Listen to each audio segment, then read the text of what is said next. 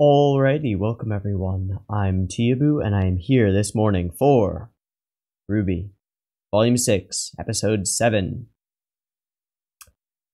Before we get into this, I got a couple things to say. First, last episode was great, but I'm not going to talk about it too much because I just want to get straight into the RWBY-ness. Second, the CCs on this episode are super duper duper messed up timing-wise. I think it's because there's this advert at the beginning, but all of the CCs are just like they come way before the lines of dialogue are actually said, and so I'm just gonna leave them off for this episode, and I'll see if I can find a way to like insert them so that they'll be there in the like little box that I put at the bottom, but they're busted. So sorry about that. And if they are in the video, then I went and I found a way to make it happen. But they're busted. And then finally, there's this like RWBY Christmas ad at the beginning, along with another insert teaser for the new show, the Gen whatever it is. So there's a piece of stuff before the content, but I'm just gonna play the video as it is on Rooster Teeth. It's 16 minutes and 18 seconds, so if later these ads are not part of the video or something, then you can figure it out, right? Right? Yeah, okay. And also, I mean, it's not going to matter in a week once the full version goes up. Speaking of which, this video is in no way a replacement for going and paying Rooster Teeth for their premium content. This is a first-only product right now.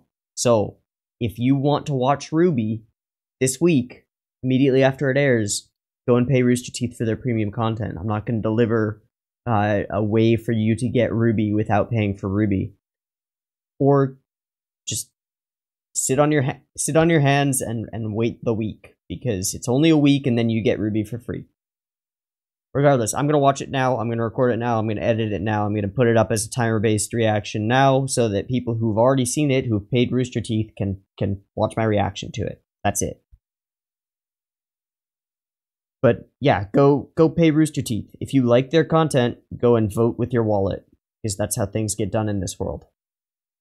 Also, if you like my content, If you're not subbed and you want more, there is more and there will continue to be more, so you can do that. And if you are subbed and you're not being notified that my videos exist, the bell is supposed to be able to help, supposedly.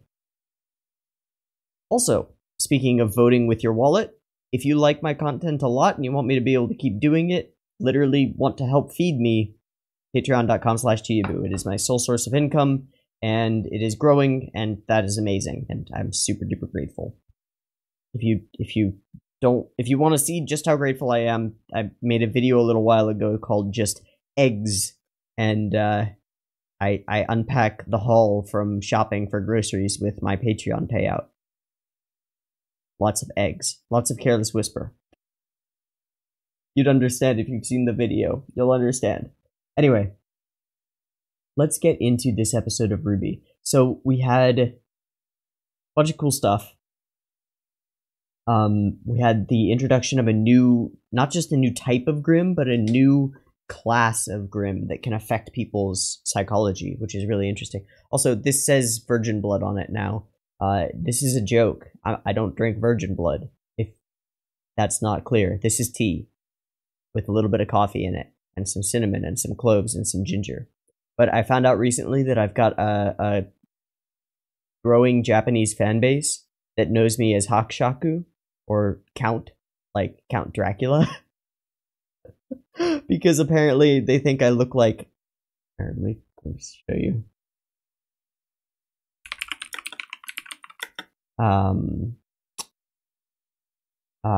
Castlevania anime. You know, I can't deny that. I can't deny that. There's a bit of a resemblance there. So yeah, this has become an emoji on my Discord. And then where's Sad Count? Got another one. Oh well. We've got rage count and sad count now. It's great. It's good stuff. Anyway.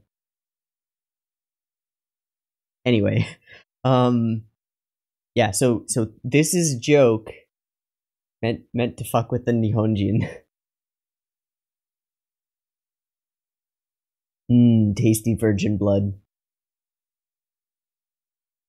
So yeah, we got that stuff, and we got introduced to Maria for real. She is a former silver-eyed warrior, and either no longer has her sight or literally no longer has her eyes. I think it's the latter. I think her eyes have been gouged out and destroyed. Although it's possible that she just overused the power and it has drawbacks or something like that. I discussed this in the last video. I shouldn't talk about it here. It doesn't matter. We'll find out if we're going to find out. Yeah. In any case, that was a big reveal.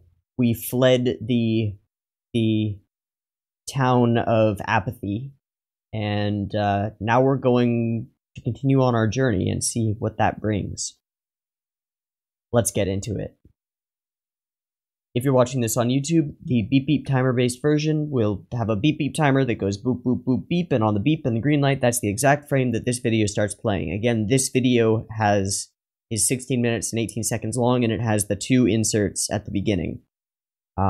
So you can figure that out, right? I hope. If not, I'll try and make it better. There won't be subs on the version that I'm actually watching, but I'll see if I can find a way to insert the subs later. I'll try. I'll do my best for you. If I have to, I'll just type them out. Which would take a while. Take time. Oh well. If I have to, I'll just type them out and I'll add them myself. We'll see. In any case, the beep beep timer will go here.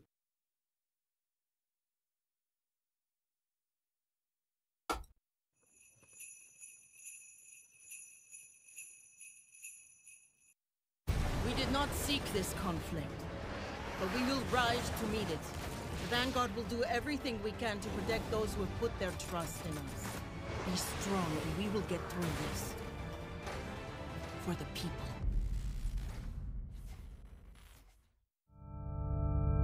Pretty neat.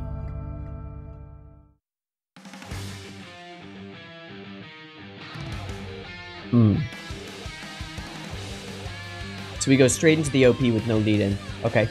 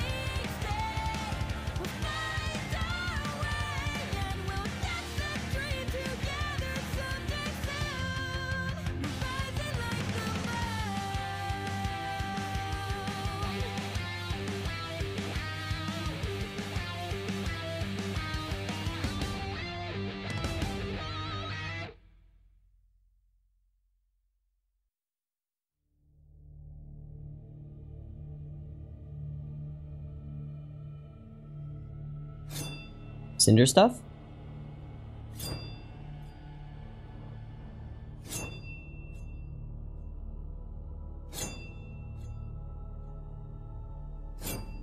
Now you understand. I've got to get the relic before it can be secured in Atlas. It's the only way that Salem... It's the only way we can accomplish our that is goal. her semblance.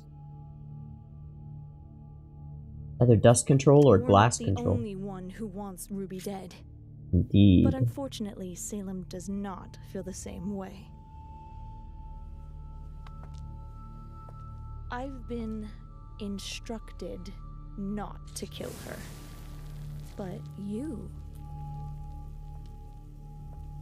have no such orders. You can do as you please. Help me get to Atlas. Help me find her. And the rest is up to you. Alrighty. Whoa, what's with that size difference?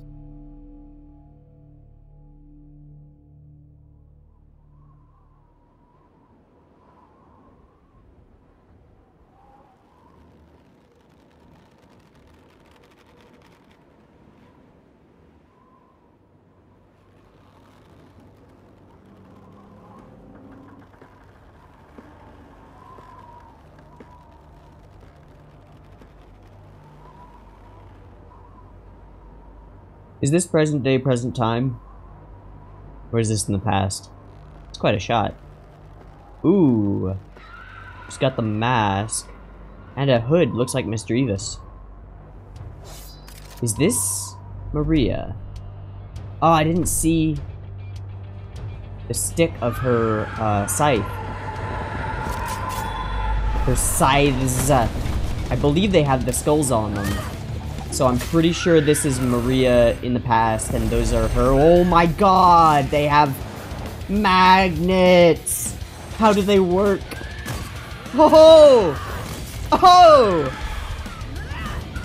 This is definitely young Maria. 1v1ing a Nevermore.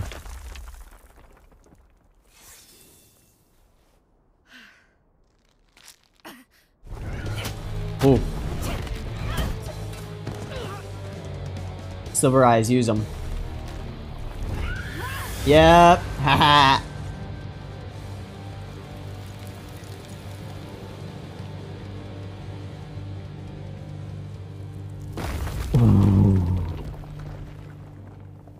Me likey. So she was the Grim Reaper.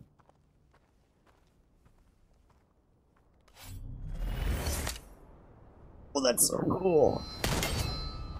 Who are you? Why are you coming after her? This is gonna be the story of...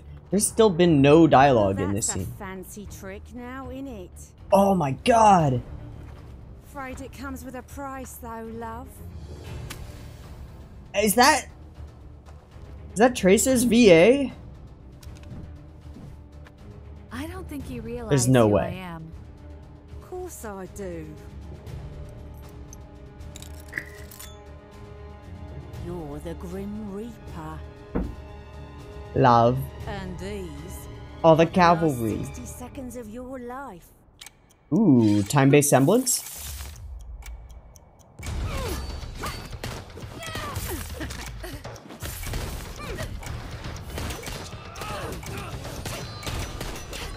Holy macaroni, this is frame by frameable.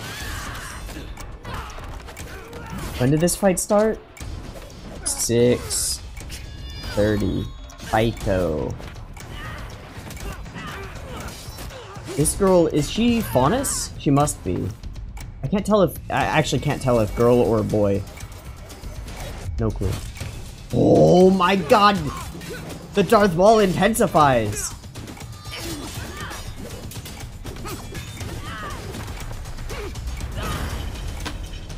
The fight quality! Ooh.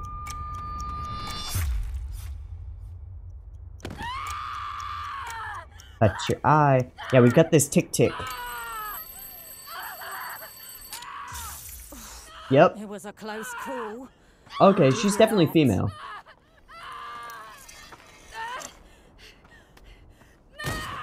At least presenting as such. You know, the only reason my master wants you dead is because of your eyes.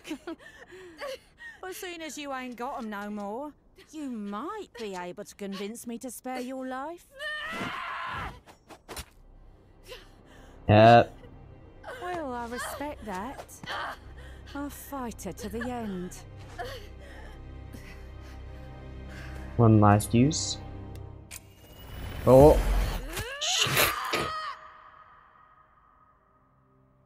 But I wasn't. A fighter to the end. I went into hiding soon after. I see. Well, you didn't have your eyes.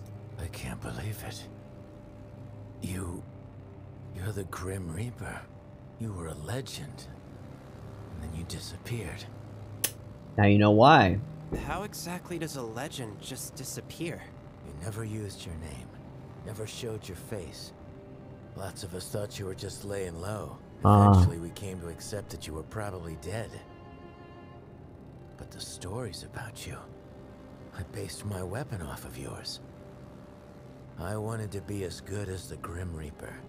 Well, I'm nothing but a disappointment, so you're well on your way. How can you say that? Child, a huntress is supposed to protect others to the bitter end. But after I lost my eyes, I only ever looked after myself. So you get a redemption arc. Surgery, It's I fine. was too afraid to fight. Ah, Afraid surgery. someone would find me again. Finish what the others started. You shouldn't aspire to be like me. Especially when some of you are clearly stronger already. It's comforting seeing that your generation seems up to the task of inheriting this world. I'm just sorry I didn't do more to leave it in better shape. Well, maybe you can do something now. Teach me to use my powers the way you did.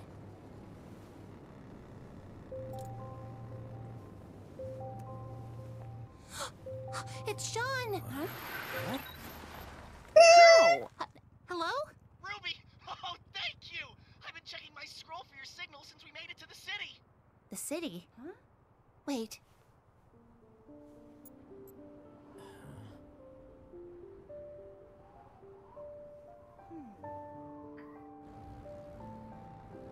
We made it. We done did it.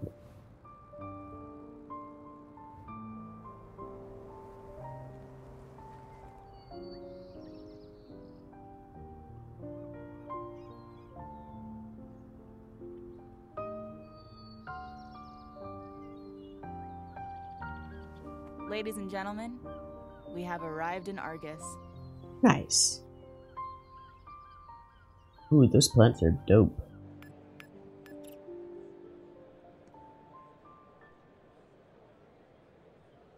Throw the bike away.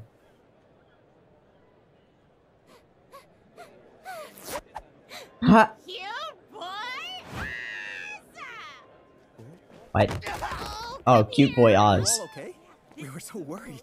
It's been kind of a crazy trip. That's an understatement. Wait, there's no lady. I'm so glad you're all safe. Seriously. She's the legendary Taiyamada. Hey, buddy.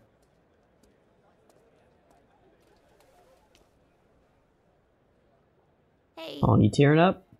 I promised, didn't I? Yep. Yeah, you did. Yeah. It's good Yeah. to see you guys. That's cute. It's a lot bigger than I thought it'd be.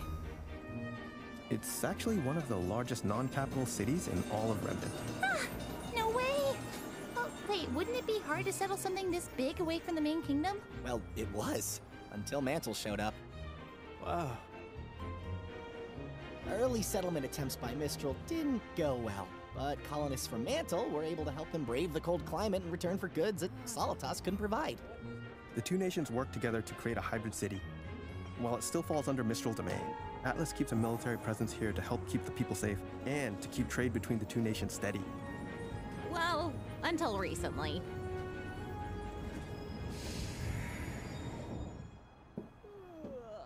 We should probably start looking for a ship. So, where have you guys been staying? There you are!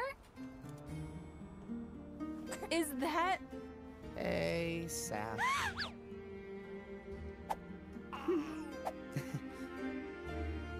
Sister? I can't believe I'm your sister! I have so many questions. Oh, I can give you the rundown later. Will you guys knock it off? What? I love telling stories about my baby brother. Oh. I am not a baby. That is a baby. Right. Yeah. Oh, look at your little face. So, Saffron, you're the only ARC living here? Yep, moved the second I could. Jean and I are the only two living away from home. I guess he just wanted to be like his big sis. The glasses one. Ah! Aw, you didn't deny it. That's very cute. Everyone, this is my wife, Terracotta. Oh. Nice to meet you. Why, hello there. Wow, quite a party, you weren't kidding. Hun, can I get some help, please? And you're sure it's alright if we stay with you? Of course. We're happy to house huntsmen and huntresses. You all risk so much to keep people like us safe. It's Solid representation and an adopted child. Especially for such an elite huntsman like yourself. Although I will say I was surprised to learn you had students helping you. Is that even legal? What? Of course. Think of it as an extended that's a training joke. mission. Trust me, I was a professor. Even went to the same academy as them. And let me tell you, these kids are way better than we were at their age. Well, not better than me, specifically. But a lot of students. Shut up, there's food!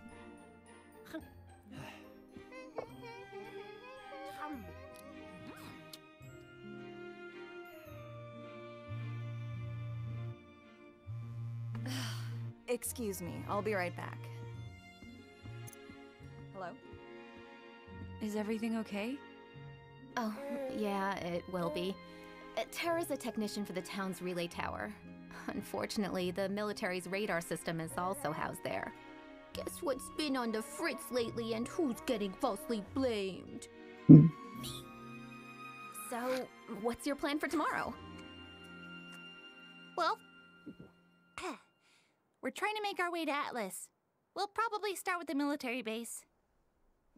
So, we kind of already tried that, and it didn't go super great. Come on, it couldn't be that bad.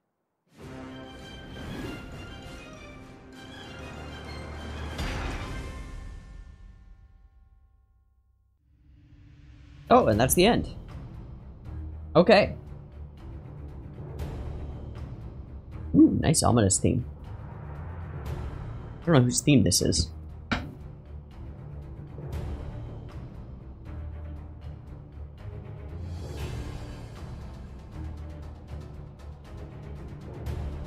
Yeah, who's this character? What is their name?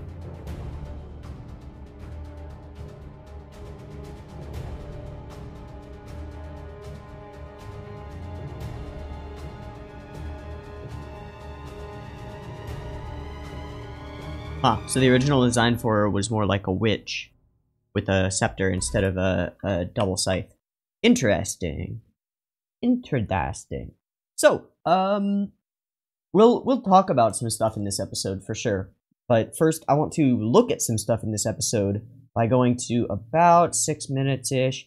Yeah, let's go to about here, mute this up, and I'm gonna look up her voice actress for sure. But hot diggity dog. I'm actually, what I'm gonna do is I'm gonna stop this recording. Boop. And then open up the version that I recorded, that I just finished recording. Boop. Switch the audio track to the right audio track, and then mute it. Well, I guess I didn't need to switch it because I'm muting it anyway. Bato. Roll on through, right up until, yeah, so we fight the Nevermore and it's pretty badass, but that's not where the awesome starts. I guess that's where the awesome starts. So this character has some kind of timer-based weaponry or timer-based semblance that gives her, yeah, massive aura boost of some kind. And the fight. I actually want to see that. So we got smear frames. Those were smear frames. Those were smear frames.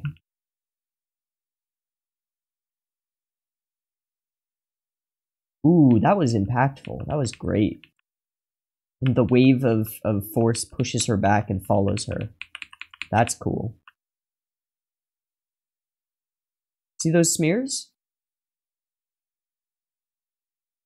I wonder if they've added that as an engine component, or if those are done manually.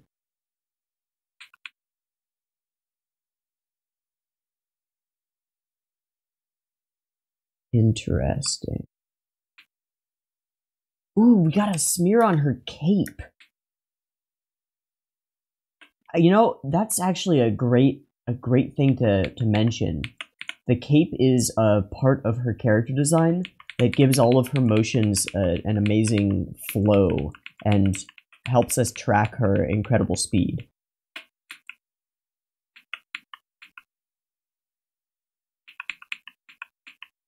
Oh, those smears on her sides are so good. Spats.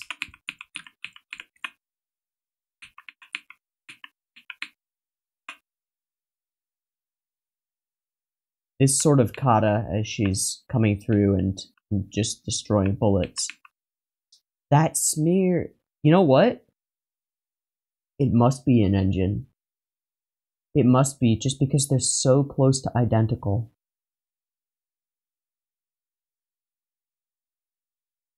That's really amazing. Makes the action feel ridiculously fluid. Wow! And that's some stretch compress. Like, look at the length of her waist, specifically. Okay, the length of her waist compared to her arms or whatever else you can use as a comparison. And then look at the length of her waist here as she takes this swoosh. See that? They've made the characters less rigid. So they're actually stretch compressing. Yep, there again.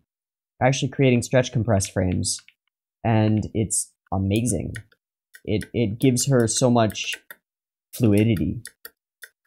Very much embodying the Grim Reaper type thing. Just appears behind you.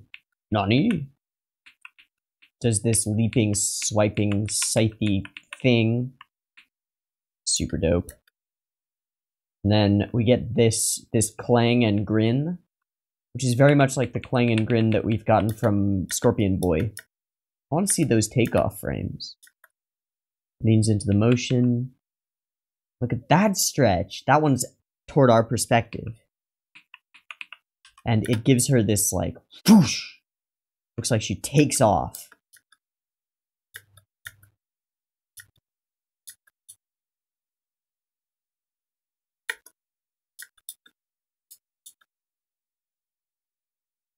Yeah, the choreography is... Ooh! The choreography and the fighting, like, characterization and fighter ideas is just amazing. Perfect. Perfect. So it's like a 2.5 minute fight scene. It's really good. It's easily on par with the Neo Cinder fight. So I figure this is the quality of fights that we can expect from this season, which is awesome. Which is awesome.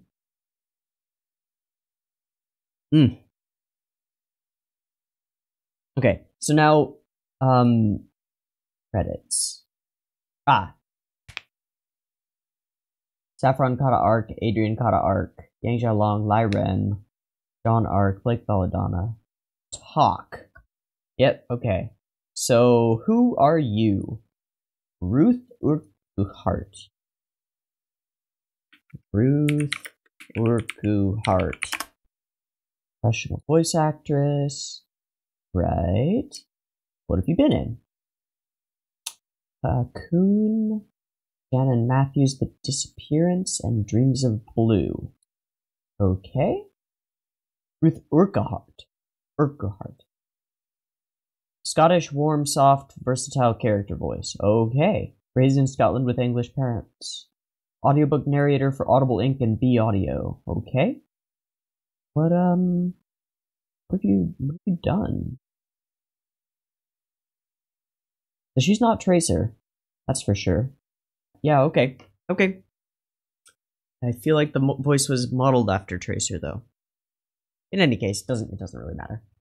So, we got some Cinder stuff. We got Cinder's semblance confirmed.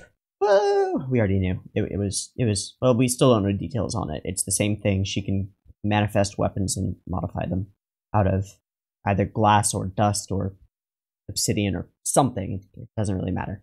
She can do that. She is not allowed to kill RWBY, but Neo can. Wahaha. And then there's this whole Grim Reaper section, which is, we just frame by framed it. It's gorgeous. Yeah. And then, an interesting conversation with Maria and the crew in the trailer.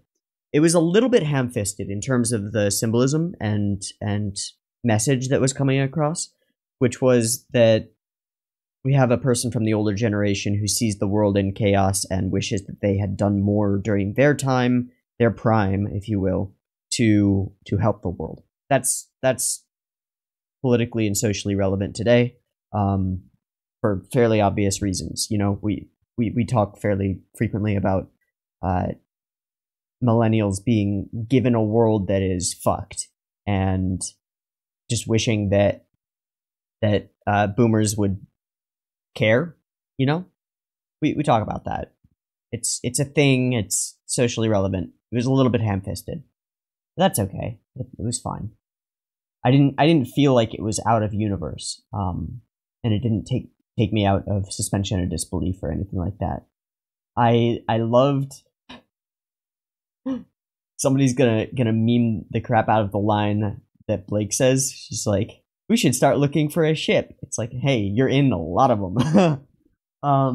Anyway, then we meet Saffron, and her introduction to us as a character is as a mother. Instantly, she is a mother. So Saffron, holding child, and she is John's sister. We go back to their house, and we meet Terracotta, and they are a gay couple. This is good. This was a fairly good representation as far as I'm concerned. It was nice, and it was good because nobody even comments on it. That's obviously what they were going for, was that this is a natural and normal thing in this world. So while that's a bit of a fantasy, because it is not currently a natural and normal thing that everybody just accepts, it is aligned with my personal thoughts on things like this, which are essentially, that's perhaps the way it should be. And the best way to make dreams like that happen is to act as if they already are true. So it's nice to see a bit of representation. I don't really care about representation, as long as it works in universe. It just doesn't matter to me. But that is, of course, because I'm not LGBT in any way. I'm a white cisgender male, straight male. So I don't care about it. I'm glad to see it to an extent. The good thing about this is that narrative-wise, it doesn't matter. It just doesn't matter, right? In terms of the plot, in terms of the story, it doesn't matter. They are a cute couple, and they are cute. That is all. I get the feeling that since we've set up the idea that Terracotta works at the military base on the signal towers, that she is going to somehow be instrumental in getting the team in, or helping them in some way. Probably not super happy about it, but she'll go along with it because she loves Saffron. Also, I love their names, Saffron and Terracotta. Nice. We got what color is Saffron? Saffron is like bright red, isn't it? Yeah, Saffron is bright red, and then Terracotta is more of a a dull red clay. Yeah. They go together well. That's neat. So we have an incredibly expensive spice and red brick. Okay. There was a great line. There was a great line from them. It was shortly after they're introduced as a gay couple. We're talking about the hunters and huntresses. You know, oh, you have children working for you. Is that even legal? I felt like that line was a bit of an in-joke. You know what I mean? Because that's a response that another character might have to a gay couple saying, you know, she is my wife, right? Is that even legal? but it's flipperoonied. That's headcanon for me. There's nothing to imply in the episode that actually is what that was. But that's headcanon for me, that it was a little flipperoony joke. The other thing that I really liked about this episode was that we had the whole gang come together and not really make a big fuss about it. They all arrived together. The most emotional reaction to that was John tearing up, which was great. Seeing him be a big old softy, which he is, was great. But they didn't really make much ado about it. It was just like, okay, we're all together. Let's figure out what we do next. Let's catch up on what's been going on as far as the mission goes, and then figure out what to do next. What do we do? And then they had some really solid, cute dialogue around the kid, around food, and stuff like that. It was just very cozy. It was very cozy. Now, something that interests me is in the OP, there's a scene where John pushes Oscar up against a wall angrily. And I get the feeling that that's coming up soon. Because none of the rest of the group, none of Team Juniper? Yeah, it must be Juniper. None of Team Juniper knows about the Ozpin stuff. So I figure they're going to find out from a third party and be extremely angry about it, and lead to that scene of John pushing Oscar against a wall. I don't know. We also got to see a picture of the Arc family. And the one that interests me the most is the girl with the big glasses, like, pushing them up. Very cute. Yeah, good episode. Good episode. Lots happening. Lots of setup. I feel like we're going to go on some kind of spy mission or some kind of mission thing to get what they need and get into Atlas. Should be interesting. Anyway, I'm going to wrap it up. I've been Teeaboo. This has been RWBY, Volume 6, Chapter 7? Chapter 7. The Grim Reaper. Bum, bum, bum, bum, bum. Awesome. Alright. I hope you've enjoyed it as much as I have, and I hope to catch you in the next one. Peace.